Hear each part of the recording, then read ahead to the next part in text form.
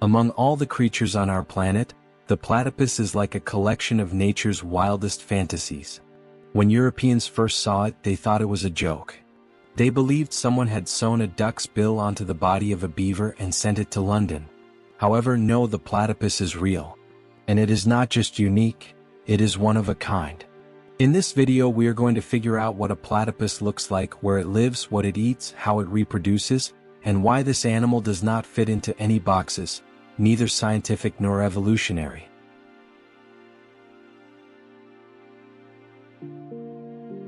The platypus looks as if it were assembled from parts of different animals. It has a body like an otter, a tail like a beaver, and a bill like a duck, which is where its name comes from. The animal reaches 40 centimeters in length and weighs up to 2.5 kilograms. Males are usually larger than females. The body is covered with thick, waterproof fur, dark on the back and lighter on the belly. The fur protects it from the cold, but it can get thinner as the animal grows older. The flat tail serves as a rudder while swimming and also stores fat, just in case of hunger. The bill is the most unique part. It is soft, elastic, and not like a bird's at all. Thin bones are hidden under the skin. It contains thousands of receptors capable of picking up the smallest vibrations in the water and electrical signals from prey. While hunting, the platypus swings its head from side to side, scanning the bottom like a radar. The front paws have large swimming webs. The animal uses them to paddle in the water.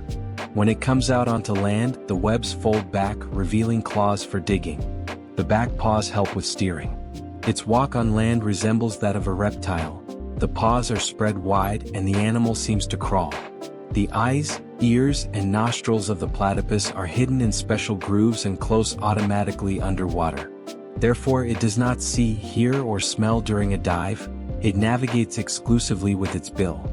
Young individuals have teeth at first, but they quickly disappear, and only horny plates remain for chewing food.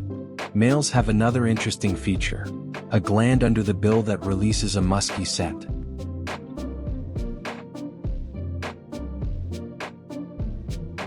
The platypus is an exclusively Australian endemic species, and you can find it in the wild only on that continent. It lives along the banks of freshwater rivers, streams, and small lakes in eastern Australia, covering a large territory, from the cold heights of the Australian Alps and the Tasmania Plateau to the tropical coastal forests of Queensland. In the north, its range reaches the Cape York Peninsula, specifically the Cooktown area.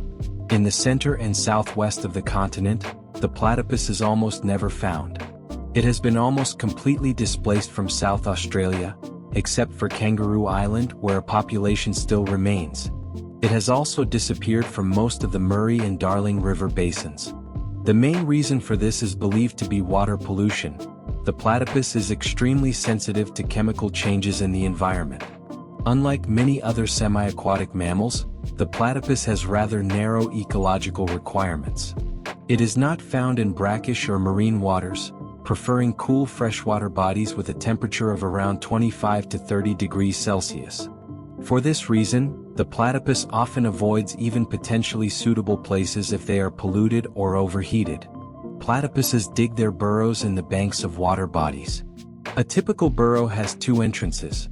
One is underwater and the other is dry, located at a height of 1.2 to 3.6 meters above the water level, usually under tree roots or among thick vegetation.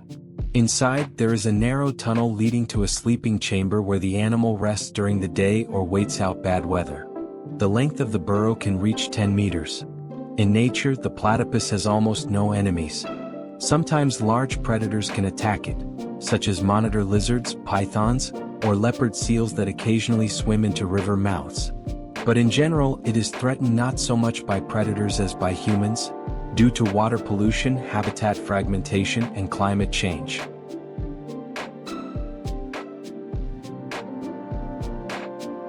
The platypus is mostly a nocturnal and crepuscular creature.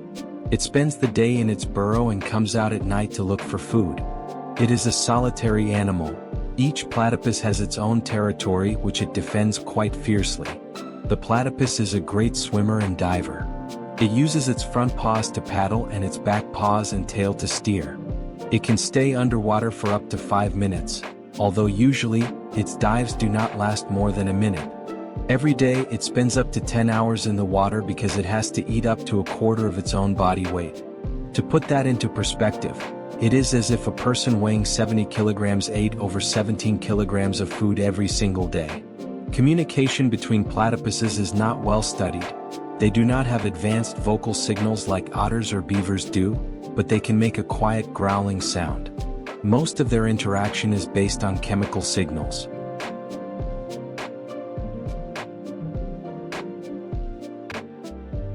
The platypus is a true master of underwater hunting.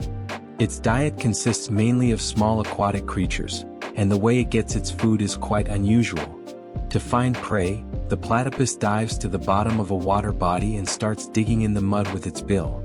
It actively stirs up the bottom, flipping over stones with its claws or bill to bring everything living that was hiding there to the surface. In this way it finds small invertebrates, which are the main part of its diet. Its main dishes are crustaceans, insect larvae, water worms, mollusks and small tadpoles. Much less often, the platypus eats algae or the remains of dead animals.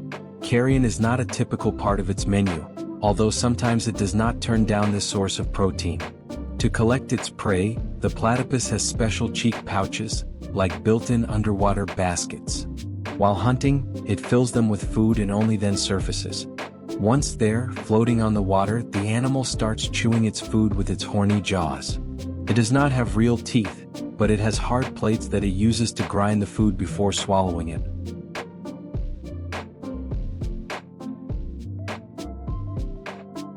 The mating season for platypuses lasts from August to November. Before this begins, they may fall into a short winter sleep for a few days. Mating takes place in the water. The male swims up to the female, bites her tail, and the pair circles around as if they are dancing. They do not form permanent pairs. A male mates with several females, and after that, each female acts on her own.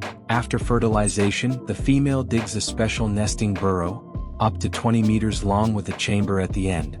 She lines it with dry plants, which she carries by pressing them to her belly with her tail. The passage is sealed with thick dirt plugs to protect the offspring from predators, flooding, and changes in humidity.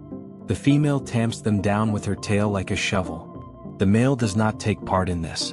About 2 weeks later, she lays 1 to 3 eggs, most often 2. They are small, about 11 millimeters in diameter, leathery, similar to reptile eggs, and stick together thanks to a sticky coating. Incubation lasts up to 10 days, during which the female almost never leaves the nest. Newborn platypuses are hairless, blind, and only 2.5 centimeters long. The mother does not have nipples. Milk is secreted through pores on her belly and flows down her fur into grooves, from where the babies lick it up.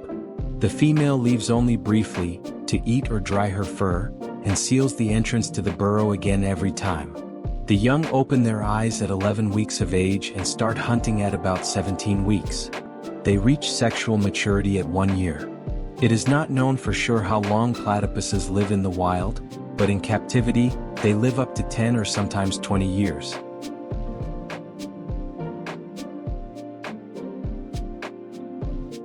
The platypus is not just an unusual animal. It is a living fossil representing one of the oldest branches of mammal evolution. Its genus, like the rest of the monotremes, descends from a common ancestor of mammals, reptiles, and birds. The oldest known representative of this group is Steropodon, which lived in what is now Australia about 110 million years ago.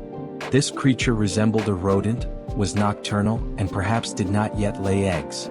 Interestingly, fossils of another ancient platypus, Obdurodon, were found in Argentina. This suggests that the ancestors of the modern platypus could have migrated from South America to Australia back when these continents were parts of the supercontinent Gondwana. The closest relatives of the modern Ornithorhynchus anatomus appeared about 4.5 million years ago, and the oldest fossil representative of this exact species dates back to the Pleistocene.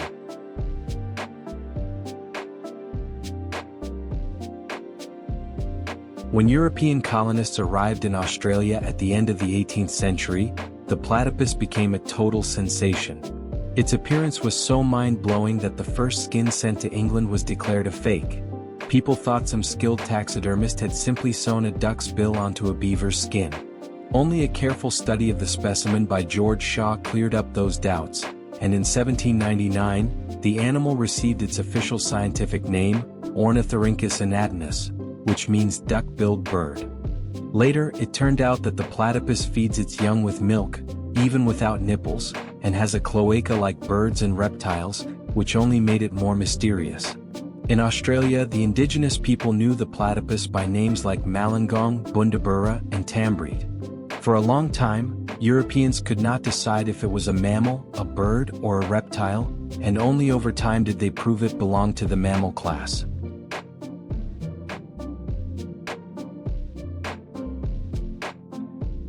Despite being hunted in the past for its valuable fur, the platypus is under protection today. Its population is considered relatively stable, but threats remain. Water pollution, deforestation, drying up of water bodies, and the construction of dams lead to habitat fragmentation. Another problem is the rabbits brought over by colonists, which dig burrows and push platypuses out of their environment. To save the species, sanctuaries and special centers have been created in Australia where platypuses are protected. The most famous ones are Healesville in the state of Victoria and West Burleigh in Queensland.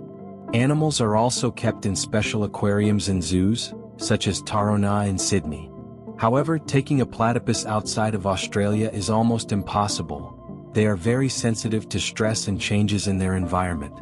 The first successful export to New York in 1922 lasted only 49 days. The animal could not survive.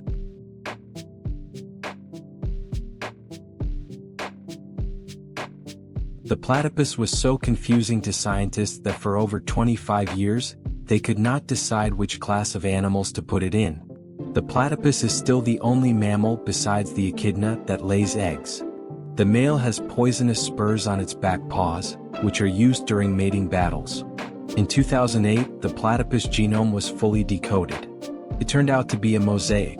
Some genes belong to mammals, others to reptiles, and even some to birds. The name platypus, used in English-speaking countries, was actually already taken by a genus of beetles, so in science, the platypus has a different name, Ornithorhynchus anatinus. The natural world is incredibly diverse, and the platypus is clear proof that evolution is not afraid of experiments. This is an animal that combines features of different classes and expands our ideas of what mammals can be. If you enjoyed this deep look into the life of the platypus, give us a like, subscribe, and do not forget to share the video with friends who also love weird nature facts. Next time we will take a look at another corner of the wild, and believe me, it will be just as amazing.